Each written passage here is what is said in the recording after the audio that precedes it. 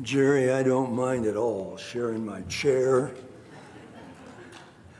and my stand. You know, I look at Jerry and I know that my aches and pains are not quite up to par. Yeah, I'm coming along, but hopefully I've not gotten to that point yet. It's a great privilege to be able to preach once again. Preaching, I think, is in my blood. I enjoy it. I enjoy preparing the lessons. But I'm sorry to hear that Kevin is sick. He so wanted to go to these meetings and learn. And in this condition, it'll be difficult for him. And so we do want to continue our prayers to him. As the title of our study this morning, Lessons from a Prophet, the scripture that was read just a few moments ago in Romans chapter 15, and especially verse 4, these things were written in the past for our learning, and it had reference to the Old Testament and to such men as we're going to study this morning. I noticed in the bulletin that there is a column that is blank, and I encourage you to fill that in, because I'll tell you that the lesson has to do with 8 lessons that Elijah will teach us. There are a variety of lessons. They are all found in 1 Kings 17, 18, and 19. Though we'll not read all of those passages, we will learn from them. There will be very short statements that you might want to record for your own benefit. There is no book in the Old Testament that bears this man's name. There is no beginning of him that we know anything about. He just arrives on the scene in one single verse. There are no words that he offers except a very short 2 passages that we'll note later on. And so Elijah really is an amazing figure in the fact that there's not much known about him. And yet we do know this, that generations later, when Jesus would ask his disciples, "Who do men say that I, the Son of Man, am?" And this man's name came up. Although time had passed, he was known even during the time of Christ. And amazingly enough, if you go to Matthew chapter 17, I believe it is, you will find that at the transfiguration of Christ, on that mountaintop, this man was there. He was there alongside the leader of the children of Israel. And so he was kind of a mystery. But there is a lot to glean from what he does.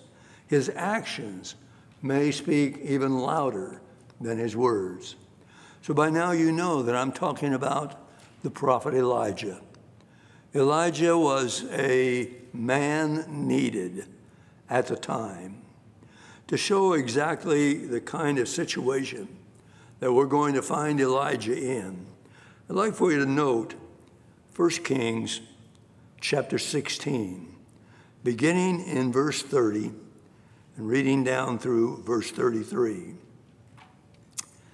Ahab the son of Omri did evil in the sight of the Lord more than all who were before him. Came about as though it were a trivial thing for him to walk in the sins of Jeroboam, the son of Nebat, that he married Jezebel, the daughter of Ethabel, king of the Sidonians, and went and served the Baal and worshipped him. So he erected an altar for Baal in the house of Baal, which he built in Samaria. And also he made the Ashtaroth. Thus Ahab did more to provoke the Lord God of Israel than all the kings of Israel who were before him. Now that is a difficult situation to find yourself in as a prophet of God. And yet let's take a look at some of these lessons that he would teach us. And the very first lesson comes from chapter 17 and verse 1. And I'm not going to read all of them, but I will read this one. This is our first lesson, lesson number 1. Now Elijah the Tishbite, who was of the settlers of Gilead, said to Ahab, as the Lord, the God of Israel, lives, before whom I stand. Lesson 1, Elijah's words, as the Lord lives, before whom I stand. What did he mean by before whom I stand? I think that it's quite obvious that he's not standing before Ahab in the same way that he is standing before God. He stands before God as God's servant. He stands before God as one who has determined whatever comes, God is the one that he's going to serve. You know, we as Christians need to make the same decision. A little bit later on, we're going to watch a number of people who have gathered on the side of Mount Carmel. And when Elijah passes by, he asks them, what decision have you made? And they answer him not a word. They are like so many people in that period in their lives when they just absolutely refuse to make a decision about God.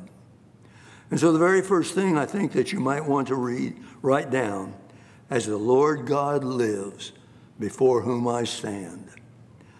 The second lesson is a bit longer. And in chapter 17, verse 1, Elijah arrives on the scene. In chapter 18 and verse 1, it's 3.5 years later.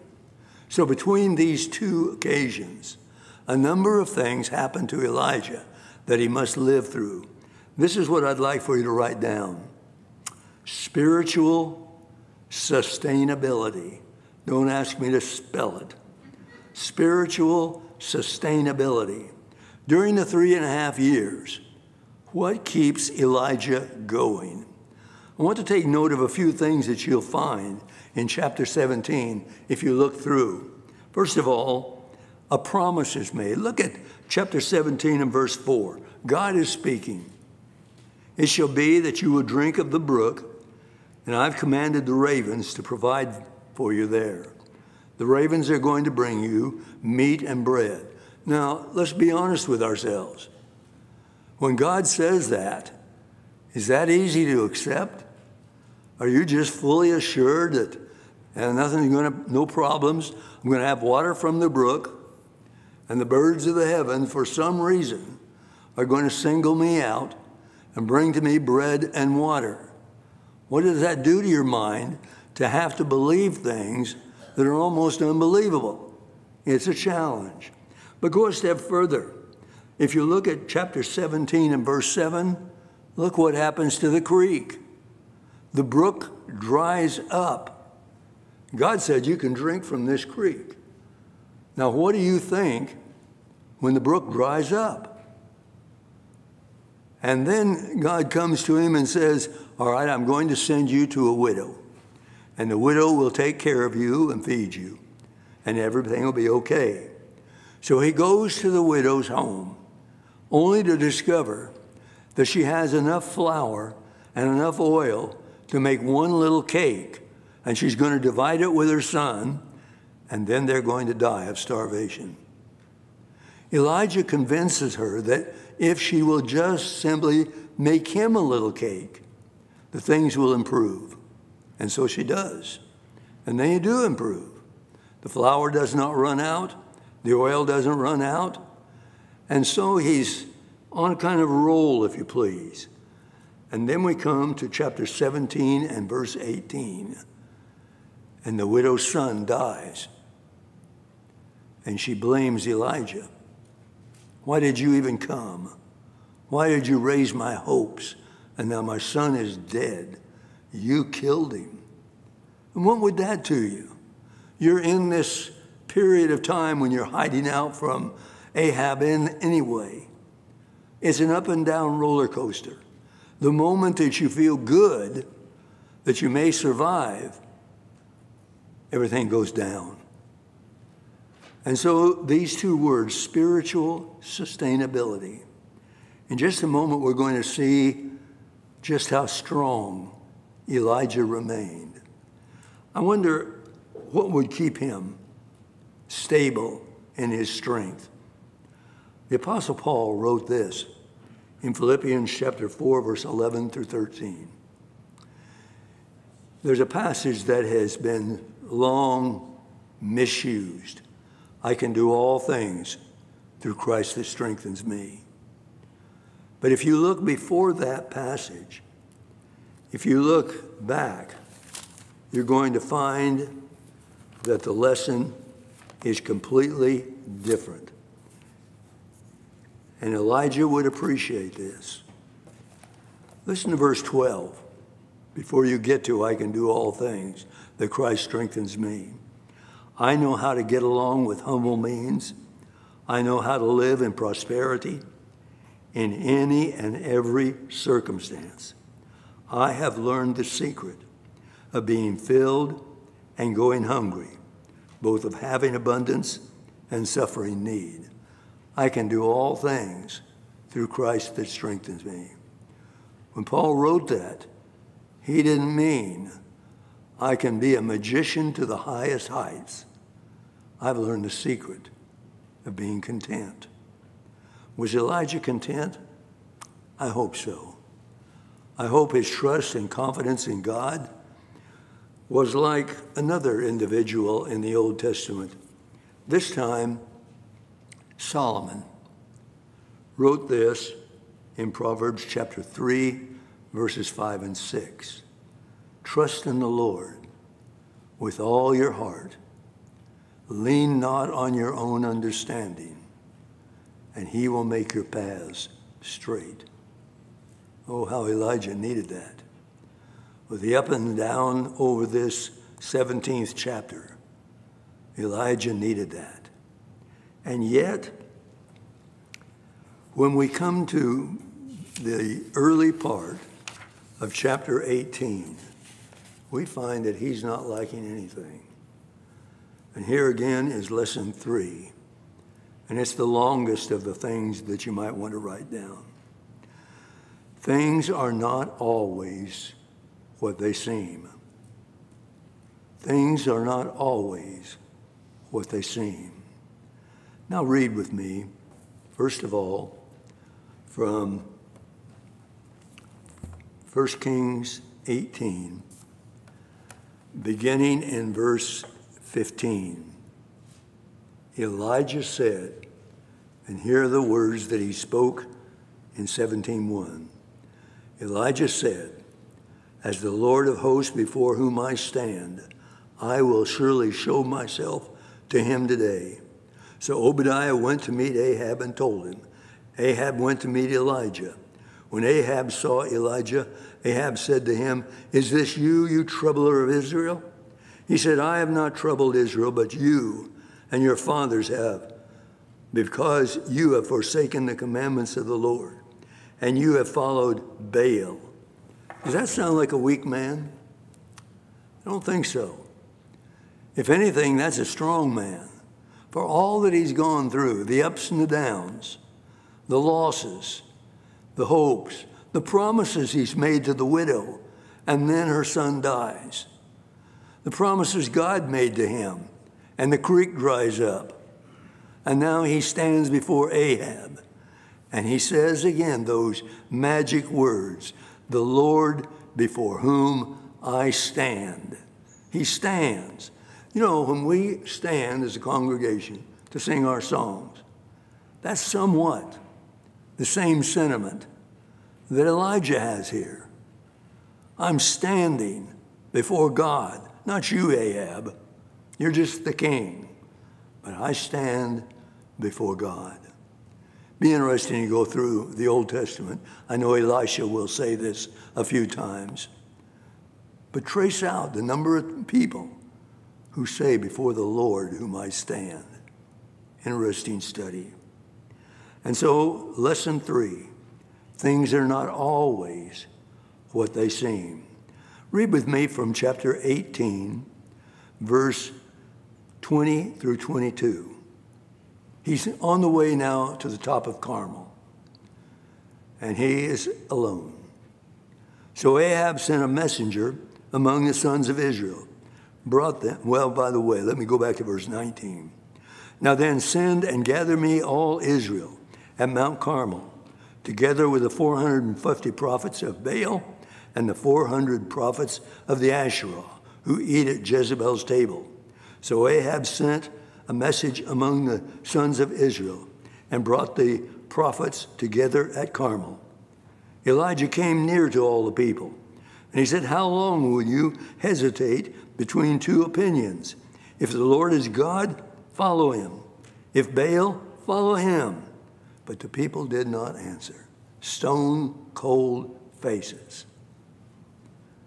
And Ahab feels pretty much alone.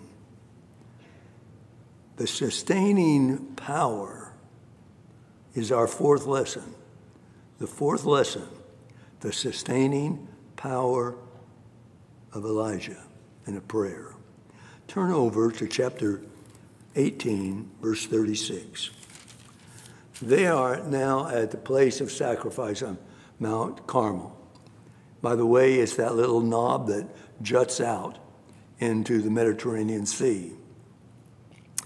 And as Elijah has stood by and watched the 450 prophets of Baal as they built their altar, sacrificed their idol, and then prayed to Baal and cut themselves and did everything they could think of to attract Baal's attention.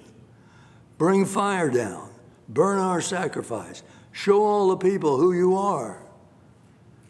And nothing happened. Nothing happened. No fire, no smoke, no nothing.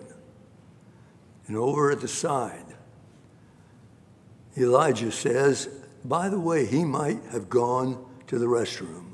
Why don't you pray a little louder? And can you see the smirk, the feeling good on Elijah? Forget those things that happened in chapter 17. He's on a roll. He's feeling good about himself. And nothing happens from Baal. Elijah then takes his turn. He redoes the altar that the sacrifice will be burned on, places the wood there, the sacrifice, and then we have two verses. Come to chapter 18 and verse 36. And these are the only real words that we have from Elijah. It's a prayer.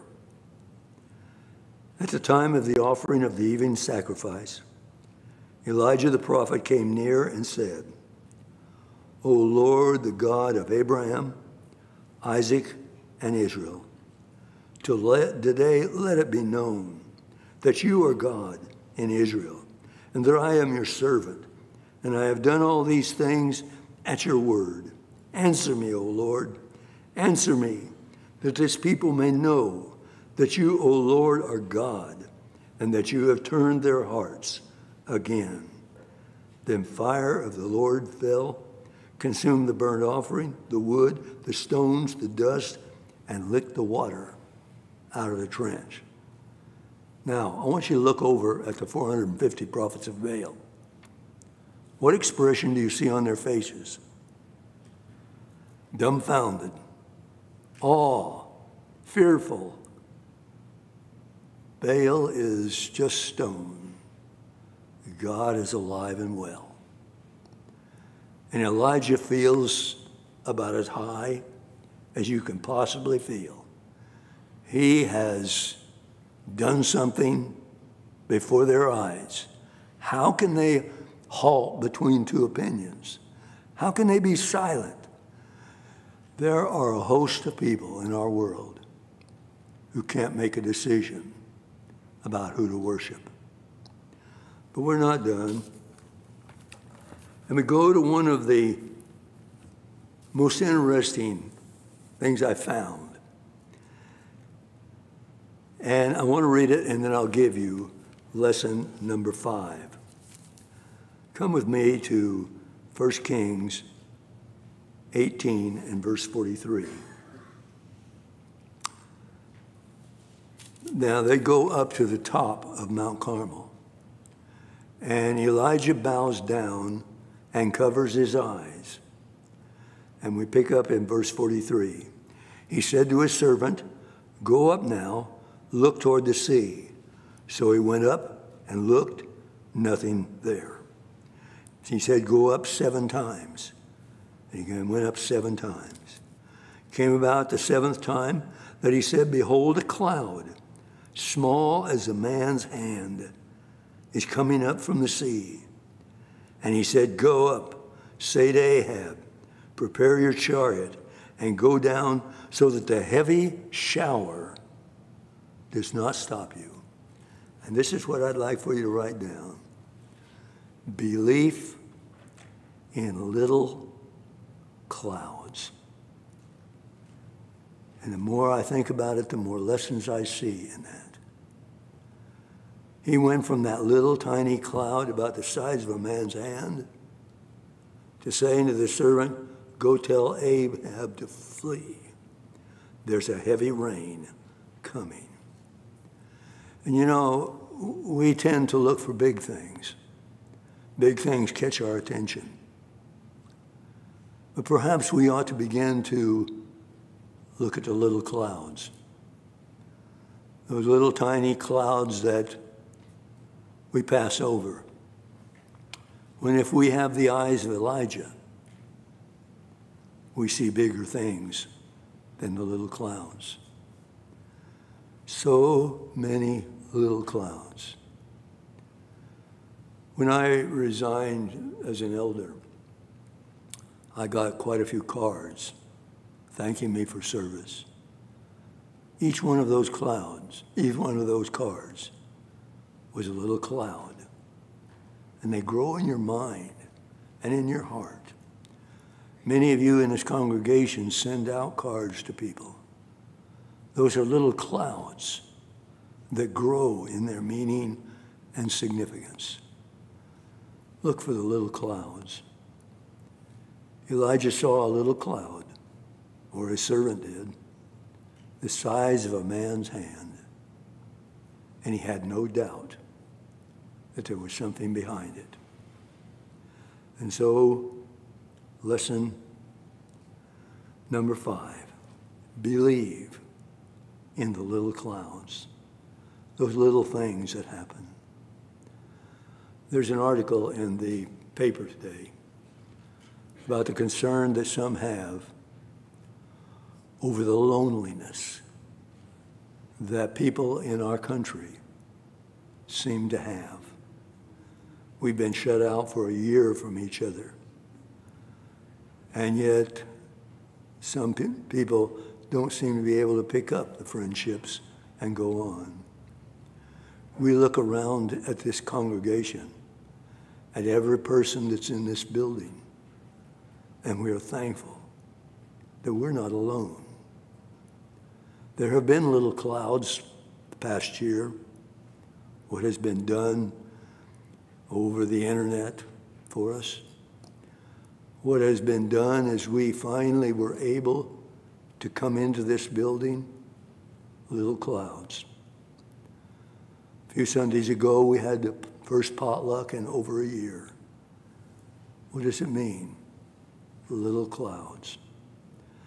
And so Elijah sees a little cloud, and he runs down the hill to escape the rain.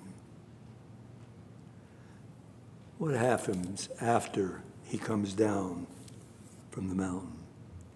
Lesson 6. Don't take your spiritual strength for granted. This is the greatest lesson that Elijah leaves for us. He has seen the little cloud. He has seen the fire come down from heaven. He has seen so many things at the hand of God. But now come with me to chapter 19, verse 2 through 4. Then Jezebel sent a messenger to Elijah, saying, so may the gods do more, even more to you, if I do not make your life as the life of one of them by tomorrow, dead. And he was afraid, and he arose, and he ran for his life. And he came to Beersheba, which belongs to Judah, and he left his servant there. But he himself went a day's journey into the wilderness, and came and sat down under a juniper tree, and requested for himself that he might die. I say that lesson 6, don't take your spiritual strength, your Christianity for granted. Elijah was on the mountain, successful. He looked over the mountainside, and there was a little cloud, and he felt success. He put Ahab to fleeing in his chariot for the rain that was coming. And a word comes from Jezebel. And Elijah is afraid, and he runs. We sometimes think that that's a coward's way. Elijah was no coward. Twice in this reading, he has faced Ahab face to face, the Lord before whom I stand. And he told him exactly what it would be. When he was on the mountaintop with the 450 prophets of Baal on one side and he alone on the other side, he wasn't afraid. But in this little moment, down the mountainside, away from all of that, his strength failed him. On occasions, our strength fails us. This year and a half that we've been put upon with this pandemic has tested our belief in our God, our spiritual strength. One of the ways that we will know we're strong is if we come back and pick up the spiritual pieces. They're here every first day of the week. Lesson 7 is not so much about Elijah, but about God. And if you look at 1 Kings 19, verses 5 through 8, after Elijah has run into the desert, verse 5, he lay down and slept under a juniper tree. And behold, there was an angel touched him and said to him, arise and eat. And he looked, and behold, there was at his hand a bread cake baked on a hot stone and a jar of water. So he ate and drank and lay down again. The angel of the Lord came again a second time and touched him and said, arise, eat, because the journey is too great for you. Where is God's angry voice? Why did you fail me? Why did you run? Why were you afraid? But there isn't any of that. There aren't any harsh words. There's no harsh action here from God. What there is, he sends an angel with food to nourish Elijah. And finally he says, and he doesn't say, go back where you belong. He says, arise, for the journey is great. And so God deals with Elijah like we would have him deal with us, in a gentle, calming, strength-giving way. There is a lesson 8. And it's only one line long. And you can just write these 2 words, the cave. The cave. And you look at verse 9. And I won't read the whole verse because it'll give away some of next Sunday's lesson. Then he came there to a cave, and he lodged there. Why? Why did he dwell in a cave? I wonder if you and I have ever been in that figurative cave when we didn't know what to do, and we were so alone that we could cut it with a knife. Again, I mentioned in the paper today, the concern that so many have that we're lonely. We're in a lonely nation. We have in so many ways cut out being friends, being close to one another. But in the church, that's not so. In the church, we are strong together. And so I'm going to stop here. The lesson is not complete. For we have Elijah in a cave, and that's no place to leave anybody. And so we're going to come back next week, and the lesson will be more about God than really about Elijah. But again, I'd like to leave you with this question. Are Christians immune from seeking a cave on occasion? That cave can represent a lot of things. Don't let it represent anything in your life. If you're here this morning and you've never obeyed the gospel, are you like those who were on the side of Mount Carmel? Elijah said, why don't you make a decision?